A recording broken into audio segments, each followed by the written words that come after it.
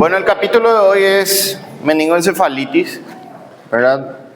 Hablamos de la semiología primariamente para poder diagnosticar. Hasta ahí llega la semiología médica, ¿verdad? Hasta el diagnóstico.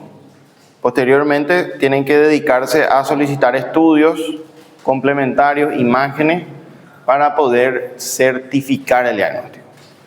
Bueno, ¿qué nos dice con respecto a esto? Es la inflamación o la infección de la leptomeninge y por supuesto del líquido cefalorraquídeo, en el cual se ve vencido, invadido, ¿verdad?, por bacterias. También puede ser por virus, pero en este caso vamos a hablar específicamente de la meningitis bacteriana, que tiene mayor mortalidad.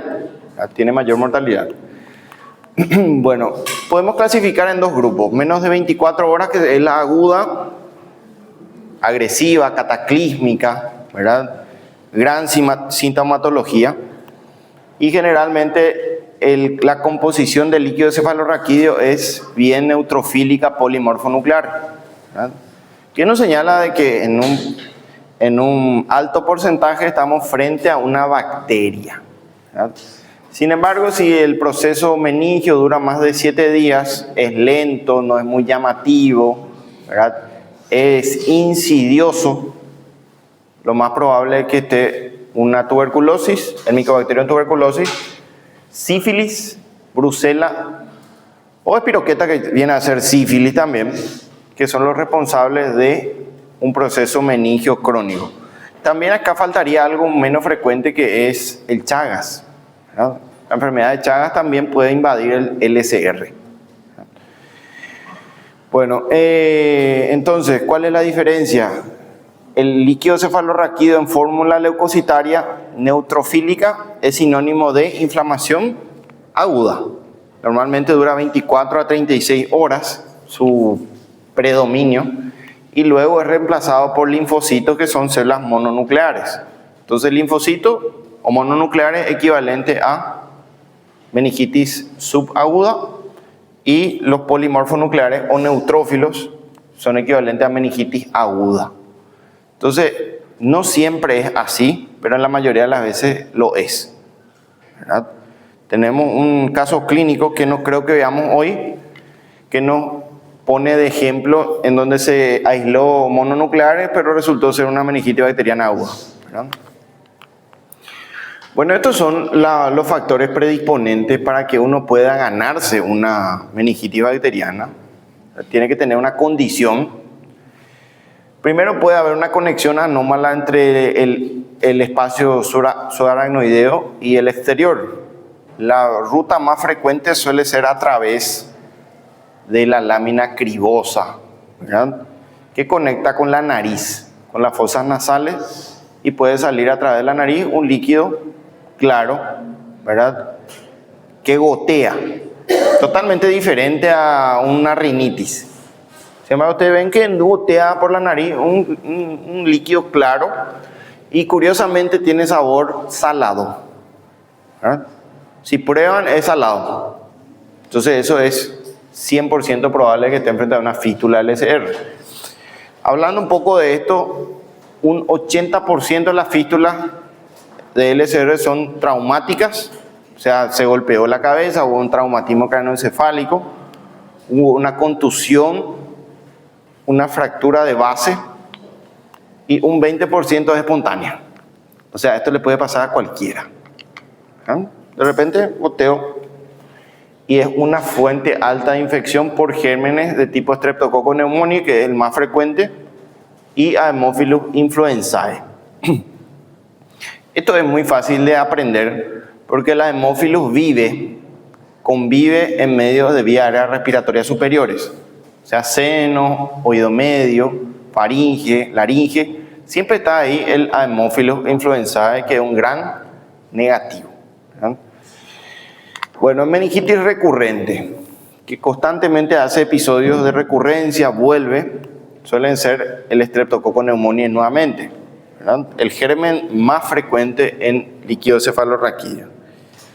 Bueno, luego tenemos fractura expuesta por accidente de tránsito, ¿verdad?, alguna contusión, golpe, herida, craneotomía, que es después de una cirugía, por ejemplo, quiere quitar un tumor, le retira la calota, puede meterse enterobacterias y Staphylococcus aureus, que son gérmenes más resistentes y más peligrosos, ¿verdad?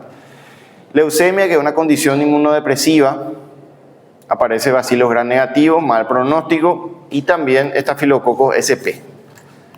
Diabéticos. En los diabéticos es mucho más fácil que se presente una meningitis bacteriana por la condición de inmunodepresión, ¿verdad? Aparece Enterobacter, que son gérmenes entéricos gram negativos, y también el Streptococcus pneumoniae otra vez, ¿verdad? Pacientes que acuden a terapia intensiva, ¿verdad?, están expuestos a gérmenes de alta resistencia, ¿verdad? Nuevamente, gram negativo, que tiene el peor pronóstico de todos, y Staphylococcus aureus. No estamos hablando de Haemophilus influenzae, que es un gram negativo, estamos hablando de Klebsiella, Pseudomonas, ¿verdad?, Acinetobacter, que son gérmenes resistentes. Y por último, el nado en agua estancada no se recomienda por el hecho de que tiene ameba y pueden infectarse con amebiasis cerebral, que tiene un gran porcentaje de mortalidad. Bueno, ¿qué le agregaríamos a esto como condición o factor predisponente? Infecciones que estén cerca de la meninge. Sinusitis, otitis, ¿verdad? Sinusitis, otitis, laberintitis. Cuidado con esas infecciones, tienen que ser tratadas rápido, controlar, porque puede ingresar al sistema nervioso central. Hay muchos que viven con su sinusitis y de repente parálisis piramidal. Entonces ya es una complicación. Se debe tratar a tiempo. Bueno, esto es la epidemiología antigua. La meningitis bacteriana es una forma más frecuente de infección. Atiendan bien porque recién dijimos que el 80% era viral y acá nos dice que es el más frecuente, pero purulenta. ¿Ah? Purulenta. Puede generar pus en el espacio cefalorraquídeo y ocasionar fácilmente empiema cerebral. Ahora, la forma más frecuente de infección intracraneal es viral. Siempre. En este caso le agrega la purulencia, ¿verdad?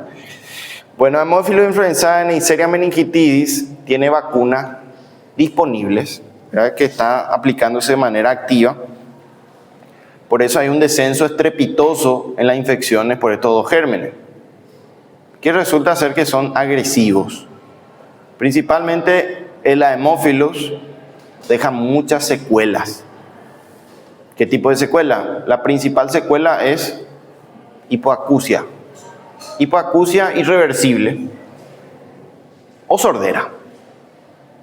Así que cuanto más rápido diagnostiquen mediante su semiología que recién dimos, más rápido van a tratar y van a evitar que el paciente no escuche, quede con parálisis de algún par craneal, quede con parálisis piramidal, o también una secuela suele ser parálisis de pares craneales, ¿verdad? Pares craneales. Bueno, esta es la estadística 2020, 2023, para que ustedes manejen los gérmenes. 50% de Streptococcus pneumoniae, Neisseria meningitidis 25%, aparece el Streptococcus del grupo B en 15%, la Listeria monocitogenes, que es un germen atípico, ¿verdad?, más frecuente en personas inmunodeprimidas, y el Haemophilus influenzae en la punta invertida de la pirámide. El menos frecuente es el Haemophilus, pero recuerden que deja muchas secuelas. Bueno, y que sabemos hoy, 2026, ¿verdad? Parece la epidemiología actualizada, y acá está el gran círculo, ¿verdad? La mayoría de las infecciones del terreno meningio son virales. Aséptica, 80 a 85% de todos los casos son virus. Entre ellos, el más representante es el herpes simple virus, ¿no?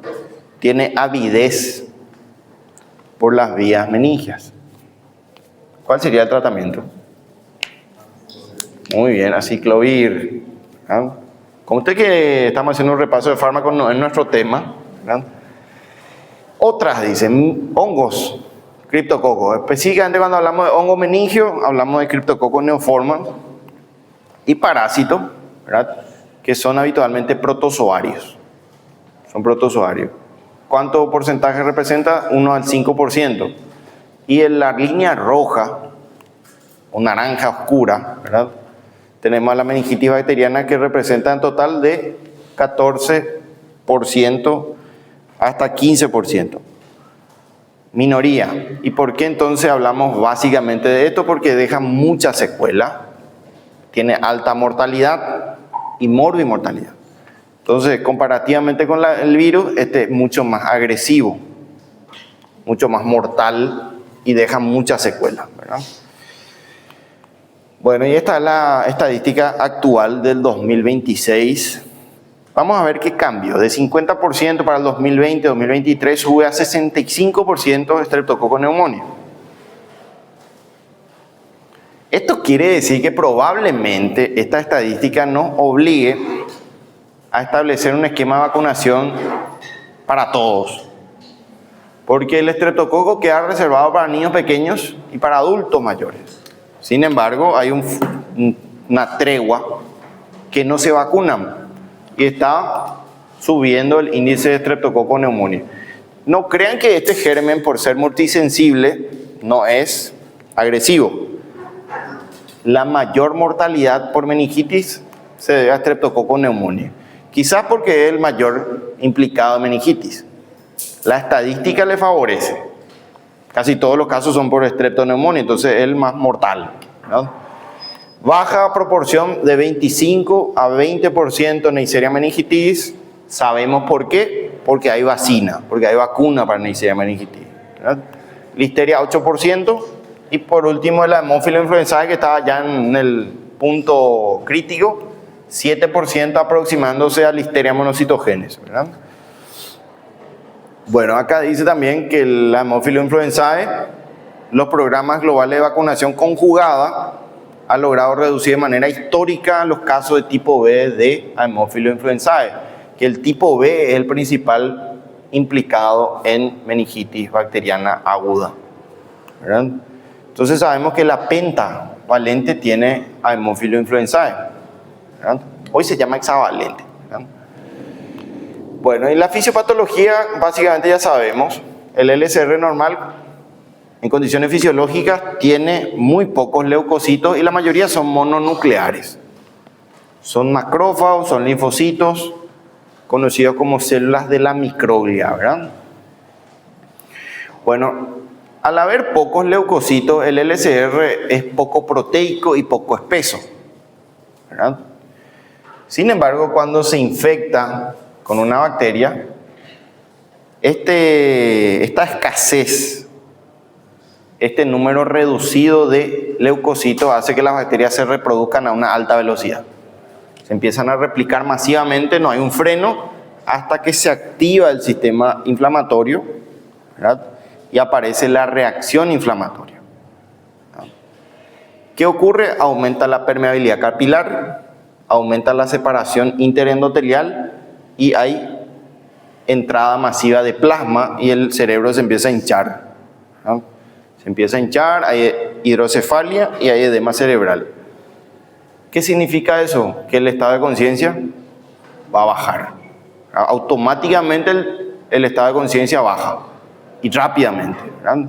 Entonces uno entiende qué está ocurriendo y en qué fase está, ¿verdad? Bueno, esto es un equilibrio entre la respuesta inmunitaria del sistema nervioso central, que es escasa en principio, con el patógeno invasor. Depende de quién esté detrás, ¿verdad? Y tenemos las manifestaciones clínicas, que ustedes ya saben cuál es la semiología médica, y las complicaciones, que son las secuelas, ¿verdad? O los eventos agudos. Bueno, acá tenemos los componentes de la pared, como los peptidoglucanos, el ácido tectoico, ¿verdad?, que estimula la producción de citocinas, quimiosinas, de parte de la microglia, que son los representantes inflamatorios cerebrales, astrocitos, monocitos y células endoteliales del LCR. Se empieza a secretar interferón gamma, reclutador monocitario, y también la interleucina 1, que va a aumentar, dijimos, la permeabilidad. Aumenta la permeabilidad, aumenta la separación interendotelial y empieza a aparecer el edema. ¿Edema de qué? Edema parenquimatoso. Las neuronas se inflaman, ¿verdad? Y hay salida de proteínas hacia el espacio subaracnoideo. Aumenta proteínas. ¿Por qué? Porque aumentaron las bacterias, aumentaron las células inflamatorias y se empieza a espesar el LCR, ¿verdad? Empieza a haber una hiperproteinorraquia. También hay liberación de componentes oxidativos, exudados purulentos, ¿verdad? Este aumento de proteínas dijimos que va a obstruir el flujo de salida del LCR, porque se va a espesar el LCR, va a ser más proteico y va a empezar a acumularse agua en el espacio subaracnoideo, ocasionando hidrocefalia y también edema cerebral, ¿verdad? Por supuesto, esto viene con disminución del estado de conciencia. Bueno, también hay radicales libres derivados de óxido nítrico, que son agentes agresivos en un torrente delicado que van a llevar a la muerte si ustedes no interfieren a tiempo, ¿verdad? Esa es la idea, que ustedes detecten en un periodo de tiempo muy corto. El time goal, ¿cuál es el tiempo de oro? Hoy, 2026, 1 hora. 1 hora tienen para hacer este diagnóstico. 1 hora tienen para iniciar tratamiento antibiótico empírico, ¿verdad? Anteriormente esto podrían perder mucho tiempo, discutir clínicamente y tardar 6 horas, 12 horas para poder iniciar antibiótico, que se demostró que aumenta la mortalidad y las secuelas. El paciente va a quedar secuelado. Bueno, la primera fase va a haber un incremento del flujo sanguíneo cerebral porque hay un reclutamiento masivo de leucocitos y agentes que producen vasodilatación. Entonces hay una pérdida de la regulación, de la autorregulación de flujo cerebral. Esto va a hacer que se empiece a disminuir el calibre de las arterias por generalmente vasculitis, ¿verdad? Esto puede ocasionar fenómenos isquémicos o hemorrágicos en el torrente cerebral, o sea, en el parénquima cerebral. Puede obstruir los senos venosos y empeorar el edema cerebral. Finalmente hay un edema intersticial, vasógeno y citotóxico que influye directamente sobre el estado de conciencia y va a aumentar la presión intracraneal y el paciente va a tener tendencia al coma. Cuanto más tiempo pierda, más va a tener tendencia a entrar al coma. O sea, una cuestión de proporción. ¿Cómo? Angostamiento sería disminución del calibre. Se estrechamiento, ¿verdad? Por esse mesmo mecanismo é que porque aparecem as petequias na pele do paciente. Claro, las petequias, realmente las púrpuras son, ¿verdad? Petequia púrpura son fenómenos vasculares por liberación de bacterias. É um fenômeno imunológico. Quando começa a aparecer, o paciente já está numa... Cuando el paciente ya está en una fase séptica. Semana passada, uma amiga minha me mandou a foto do bebê dela. 8 meses de vida, e aí estava indo no pronto-socorro, o médico tratando como se fosse gripe, picada de inseto. Aí a menina melhorava, e febre, internaram, meningites, faleceu. Justamente eso no quiero que le pase el día de mañana, ¿verdad? Realmente si se va a juicio, muy probablemente salga afectado el médico, ¿verdad? Porque tenía las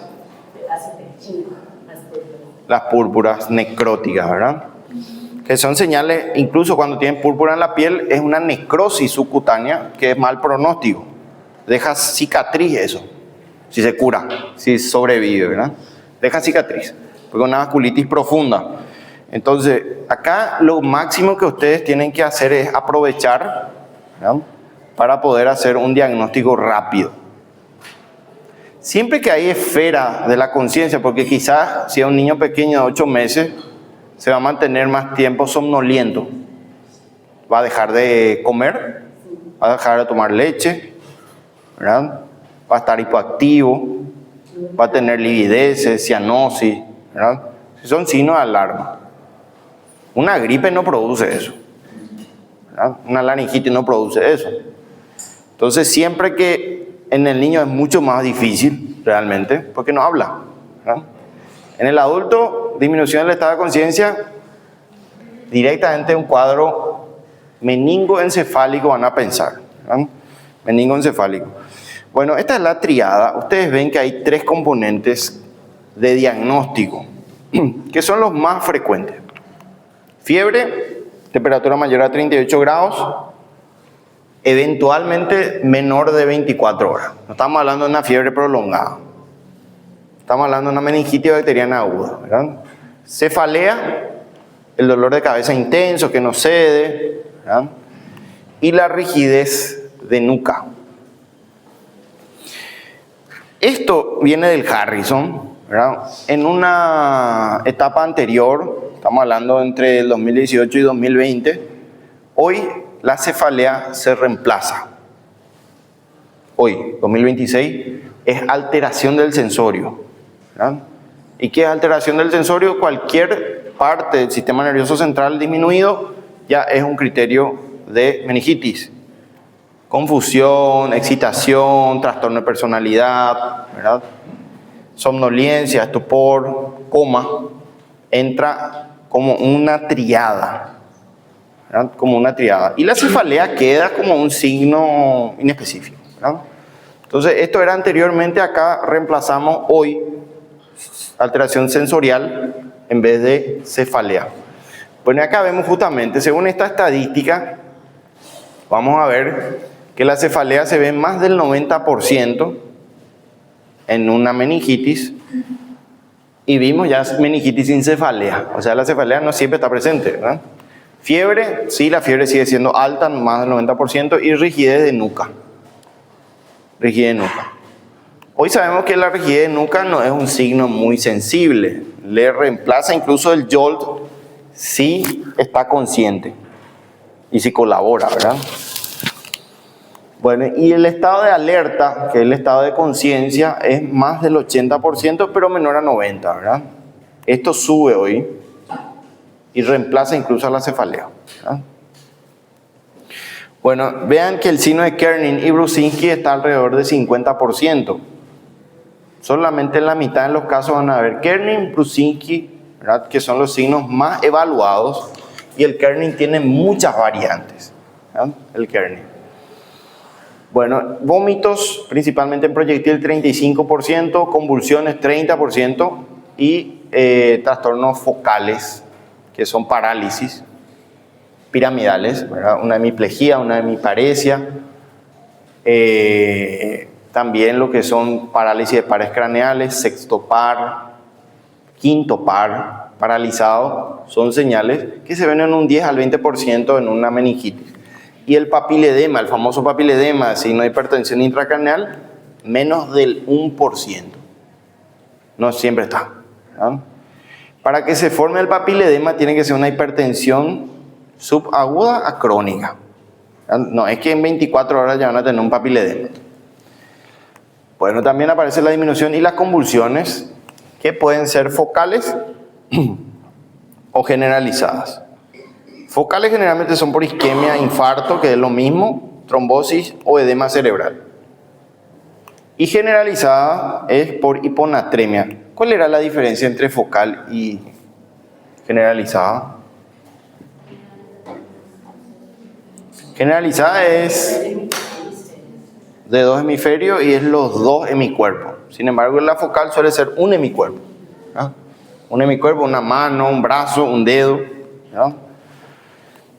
Esto señala de que es menos grave y las generalizadas son más graves. Y aparece la hiponatremia como causa generalizada. Al sodio siempre acuérdense de que hay que respetarle. Es un electrolito muy grave, ¿verdad? En sus extremos, más de 150 o menos de 130 es su parámetro normal. ¿A partir de cuánto una persona convulsiona? De sodio. Esa es una pregunta interesante. ¿A partir de cuánto de sodio convulsiona una persona? Recién dijimos que 130 sería el parámetro inferior, ¿verdad?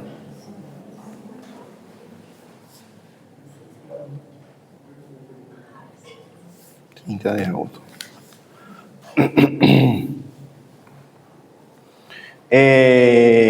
Menor a 120 miligramos por decilitro ya hay alto riesgo de convulsión, ¿no?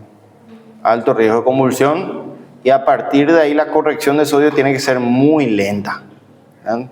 Estamos hablando de 130 mil equivalentes, por debajo es ya hiponatremia. Y dice la regla general, que es un capítulo totalmente aparte, que no se puede corregir en 24 horas más de 12.000 equivalentes litro, ¿verdad? Porque hay riesgo de lisis pontina. El bulbo pontino se puede lisar y el paciente queda en estado vegetal, queda en estado vegetativo. Así que estas correcciones se hacen lentamente, ¿no? No hay apuro en corregir, ¿no? Bueno, anoxia. ¿Anoxia qué es? Privación de oxígeno, ¿verdad? Privación de oxígeno o disminución extrema de oxígeno. Siempre recuerden que una forma de convulsión es la anoxia o la hipoxia severa. Tuvimos varios casos, ¿verdad? ¿Qué pasó? Anoxia, falta oxígeno. Falta. Y hipoxia disminuye. Disminuye en un extremo, ¿verdad? ¿Qué, por ejemplo, sería anoxia? Teníamos un caso, para que ustedes se imaginen, un paciente que tenía una patología cardíaca, ¿verdad? Una arritmia cardíaca, y estábamos en la sala de médico y llama a la enfermera, el paciente, el familiar del paciente, dice que su paciente está convulsionando. Se está sacudiendo, tiene un ataque epiléptico, el famoso ataque, ¿verdad? Y nos miramos y dijimos, pero él no tiene nada cerebral, ¿por qué va a convulsionar, verdad? Recién hablamos con él, estaba lúcido, su glicemia estaba bien, nos fuimos y estaba convulsionando. ¿Y cuál era el motivo de la convulsión? Anoxia. El corazón paró, había sido. El corazón paró, le dejó de llegar oxígeno al cerebro y descargó electricidad, ¿verdad? Entonces muchas veces los paros cardíacos se demuestran por convulsiones, por anoxia, ¿no? Por anoxia. Bueno, también efectos tóxicos de las bacterias que mueren. Y estos son los componentes del aumento de la PIC. ¿Por qué va a aumentar la PIC? Que es la presión intracraneana en una meningitis. Lo principal, se rompe la barrera hematoencefálica, ¿verdad? Hay aumento de la permeabilidad capilar, hay flujo masivo de plasma y empieza a subir la PIC, ¿verdad? Entonces, ¿cómo va a haber deterioro del estado de conciencia? Obnubilación sería una antesala al coma, un grado superior al coma. Luego coma, nivel de conciencia deteriorado rápidamente. Para eso usamos siempre la escala de Glasgow, ¿verdad? ¿Cuántos componentes tiene el Glasgow? 3, ¿verdad? ¿Cuáles son? Verbal, motora y ocular. ¿La motora cuánto tiene? 6. ¿La verbal? 5. ¿Y la ocular? 4. ¿Verdad? Así tienen que manejar eso porque van a hacer una escala de Glasgow rápida, ¿verdad? No es que vamos a perder tiempo ahí por la escala motora, a ver, vamos, dolor rápido tiene que ser porque necesitamos saber qué Glasgow tiene ahora, ¿verdad? Bueno, también pupilas dilatadas o con poca reacción a la luz es mala señal. Se ven casos de hipoxia severa, ¿verdad? Y también parálisis del sexto par y la postura de decorticación o de cerebración. La postura de decorticación es la flexión interna de ambos miembros superiores. El paciente se contrae hacia adentro. ¿Qué significa esto? Que la corteza se dañó profundamente. La corteza cerebral, por eso se llama decorticación. Y si hace rotación externa de los brazos, de cerebración y ahí tenemos problemas con el bulbo raquídeo y la protuberancia, ¿verdad? Que es el peor. Después de esto viene el coma total, el coma profundo, ¿verdad? Y el reflejo de Cushing, que ustedes ya vieron hace rato, suele haber bradicardia, más que hipertensión suele ser hipotensión y respiraciones irregulares tipo Biot. Y por último la herniación que termina evidentemente en muerte, ¿verdad? Entonces una secuencia escalonada hasta la herniación cerebral o el enclavamiento cerebral y la muerte. La señal antes del enclavamiento es el reflejo o la triada de Cushing, ¿verdad? Bueno, acá tenemos justamente la sospecha diagnóstica. En base a todos los conocimientos que ustedes adquirieron, fiebre, la triada, la alteración del sensorio, la rigidez de nuca, hacen los signos meningios, tienen algo que le apoye en un porcentaje. Entonces, ¿qué hoy nos dice? Pueden tomar hemocultivos o cultivo LSR, pero antes de los cultivos se inicia ya tratamiento antibiótico. Anteriormente esto no era así. Ustedes sospechaban de meningitis y necesitaban el LSR para decir, ah, sí, es una meningitis. Ahora ya no. Sospechan de meningitis, tienen evidencia de meningitis, se inicia antibiótico antes de 1 hora. ¿Verdad? Y que antibióticos tienen que ser dirigidos a la población más frecuente. ¿Y cuál es la población más frecuente? La población bacteriana, ¿verdad? Streptococcus pneumoniae, en primer lugar, allá en la punta. Le sigue Neisseria meningitidis. Tercer lugar, Listeria monocytogenes. Y por último, el Haemophilus influenzae. Eso tienen que saber muy bien, ¿verdad? Muy bien. Entonces tenemos una mezcla de gérmenes gram positivos y gram negativos. Una mezcla de gérmenes gram positivos. O sea, yo con mi conocimiento farmacológico del año pasado, tengo que elegir un fármaco que cubra ambos gérmenes y que tenga la capacidad de atravesar bien la barrera hematoencefálica. No puedo elegir uno que no atraviese, por ejemplo, ¿no? No va a tener sentido. Bueno, esta es la interpretación del LSR. Lo normal es que sea cristal de roca, blanco, transparente, ¿no? Que es la inspección visual primaria. Bueno, la tasa de producción normal es de 0,5 ml/minuto de LSR y la presión de salida suele ser de 60 a 150 milímetros de mercurio, ¿verdad? O sea, milímetros de agua, perdón, no de mercurio. Que esto se puede medir por un dispositivo que mide la presión por centímetros de agua o por milímetros de agua. Proteinorraquia va entre 15 a 45 miligramos por decilitro en condiciones normales. La glucorraquia entre 50 a 85, ligeramente por debajo de lo normal. Y dice, muy importante, la glucorraquia tiene que ser 2/3 de la glicemia plasmática en el LSR en condiciones normales. ¿Y de qué me sirve saber esto? Si el paciente es diabético y tiene 400 de glicemia, por supuesto que el LSR, la glucosa no va a ser 70, no va a ser 50, 85, ¿verdad? Va a ser mucho más alto, porque se va a filtrar más glucosa en el LSR. Entonces, ¿qué hacemos? Calculamos el 2/3. Si la glucosa es por debajo del 2/3 plasmático, estamos hablando de una hipoglucorraquia independientemente de la glucosa central.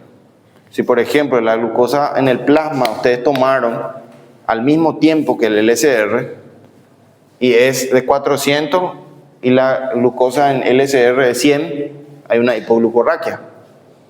Y por lo tanto nos señala que hay una infección bacteriana, ¿verdad? Bueno, también se puede medir el cloruro, que nuestro parámetro es 750 más o menos miligramos decilitro, y el número de células. Número de células y la forma de las células, ¿no? Que son de predominio en condiciones normales mononucleares. Las células que predominan son mononucleares y ven que es 0 a 3 células por ml. Muy bajo la proporción, ¿verdad? El pH ronda en 740, ¿verdad? Y consideración, el líquido hemorrágico que aclara con la punción, o sea, sale sangre en el líquido cefalorraquídeo y posteriormente se disipa, o sea, aclara, es por punción. Es un accidente de punción, ¿verdad? Ahora, si es viral, si es una meningitis viral, también es clara y transparente, igual que lo normal. Bueno, ¿qué nos dice? Las proteínas suelen ser normales, no hay una hiperproteinorraquia. La glucosa puede estar normal o incluso ligeramente disminuida, pero no muy llamativamente. El cloruro suele ser normal y el predominio suele ser linfocitario o mononuclear. Menor a 50 células por ml. No hay mucha celularidad, pero las que hay son linfocitos. Ahora, la bacteriana es fácil, es clásica, ¿verdad? El color lo ya cambia, es turbio, oscuro, amarillento, ¿verdad? O incluso puede ser purulento. Vimos algunos casos que salieron pus por el LCR, ¿verdad? Bueno, la presión de salida es mayor a 180 milímetros de agua, o sea, es muy alta la presión de salida, incluso puede salpicarle, si ustedes toman el LCR puede entrarle en el ojo. Hubo colega que le entró LCR en el ojo y es exactamente lo mismo que entre sangre en el ojo. O sea, hay que tener cuidado con el VIH, ¿verdad? Aparte de las bacterias que elevan mucho la presión, el Cryptococcus neoformans es un especialista en subir la presión intracraneal. Así que Cryptococcus es igual a VIH, VIH más Cryptococcus, presión altísima del LCR y presión de salida alta. Quiere decir que cuando punsen y retiren el bisel, va a salir eso a presión, ¿verdad? Y tienen que siempre usar gafas de protección. No se confíen, ¿verdad? Bueno, con respecto a las proteínas muy elevadas, el LCR está inundado de proteínas de 250 a 500 miligramos por decilitro. La glucosa suele ser muy baja o ausente, suele ser 0. Cuanto más bajos sean, peor pronóstico, ¿verdad? Y el número de células suele ser muy elevado, más de 1500 leucocitos a predominio polimorfonuclear o neutrofílico. Entonces, cuando ustedes obtienen un LCR, ya pueden construir un diagnóstico probable. ¿Ah? Probable. Bueno, ¿qué más? También puede presentar aumento de albúmina y lactato. Esto es nuevo, realmente se puede dosar lactato. Y si el lactato es mayor de 3.5 miliosmol, sugiere meningitis bacteriana. Es un mecanismo de apoyo, ¿verdad? De certificación. La tuberculosis suele ser amarillento claro, xantocrómico, ¿verdad? La presión también suele ser elevada. Las proteínas en el LCR suele ser mayor a 1500, incluso superando a la bacteriana. También tenemos la glucosa baja, pero nunca ausente, no es que va a ser 0. La tuberculosis consume glucosa, pero no mucha, ¿verdad? Y el número de células suele ser de 25 a 100, no muy llamativo, ¿verdad? Un intermedio, y suelen ser mononucleares principalmente, o en mucho menor porcentaje polimorfonuclear, o más bien mixta, ¿verdad? Bueno, ¿qué más? Proteína elevada puede asociarse a hidrocefalia, ¿verdad? A una hidrocefalia sintomática. Y hay algo acá muy interesante que es el Guillain-Barré, que es una neuropatía motora ascendente, desmielinizante, ¿verdad? Que termina en parálisis. Siempre inicia desde los pies y va subiendo. Siempre. ¿Hay alguna posibilidad que empiece en brazos? No.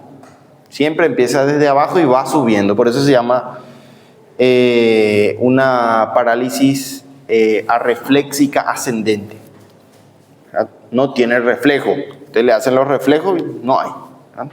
Y es desmielinizante y autoinmune. ¿Qué características tiene? Hay una disociación albumino-citológica, ¿verdad? Proteinorraquia sin pleocitosis. ¿Qué significa eso? Hay una hiperproteinorraquia Pero los leucocitos normales, ¿verdad? Eso es porque esto genera aumento de proteínas en el LCR, esta enfermedad. Y es un criterio diagnóstico. O sea que a todo sospecha de Guillain-Barré le tengo que hacer una punción lumbar, sí. Siempre. ¿Verdad? Bueno, este es un score que es, en caso de que duden y tengan una duda muy intensa y no sepan si es viral, bacteriana o tuberculosa, pueden hacer el score de Boyer, ¿verdad? ¿Qué diferencia entre una meningitis viral específicamente y una bacteriana? El único problema de este Boyer es que tiene algo que es dudoso también. O sea, te dice, no sé, puede ser viral o puede ser bacteriana otra vez. Entonces, si es 0, 1 a 2 puntos es viral y si es más de 5 puntos evidentemente es bacteriana. Y tiene en cuenta lo que es fiebre, púrpura, lo que dijimos recién, una vasculitis periférica, que normalmente la púrpura es Neisseria meningitidis. ¿Y cuál es el problema? Recuerden que la Neisseria meningitidis es responsable de la meningitis epidémica, o sea, eso es muy contagioso. ¿Qué pasa si tuvieron contacto con una meningitis meningocócica? Tienen una alta chance de que se contagien, independientemente de su estado de inmunidad. Entonces, ¿qué hacen? Hay una profilaxis. De hecho, que con cualquier paciente con rigidez de nuca y signos meningios tienen que hacer su profilaxis porque no saben si hay Neisseria detrás. ¿Cuál es la profilaxis? ¿Cómo? Decí.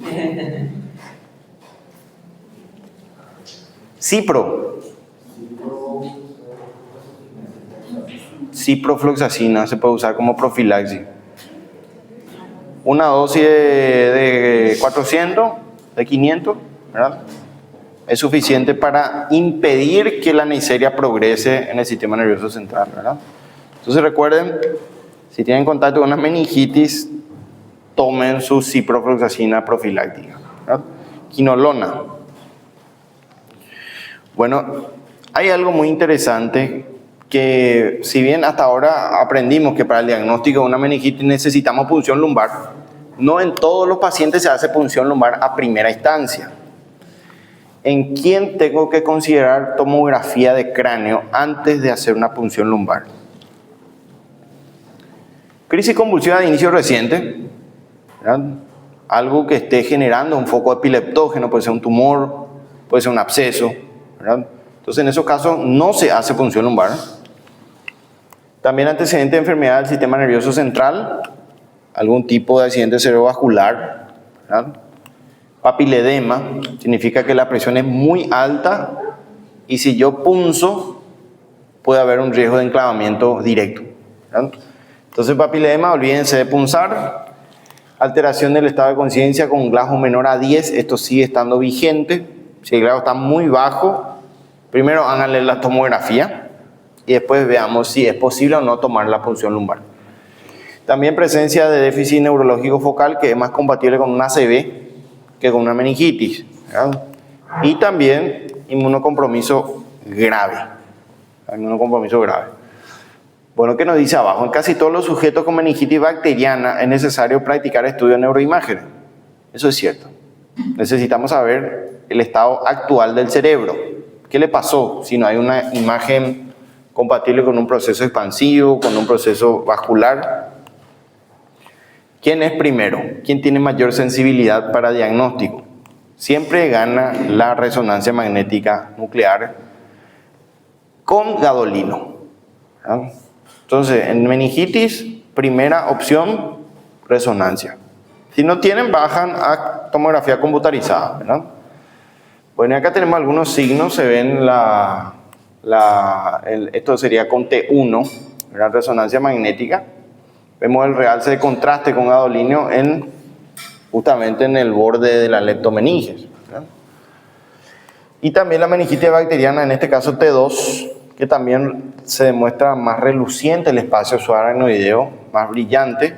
Y esto sí que ya es una meningitis subaguda, que se ve tipo las cisternas, donde circula el LCR bastante reluciente, llamativo, brillante, ¿verdad? Si se o paciente que vai fazer profilaxia tem alergia a cipro, a gente usa. Si tiene alergia a cipro, se puede usar cefalosporina tercera, tipo cefixima. Una opción. Biopsia. Biopsia en casos especiales, ¿verdad?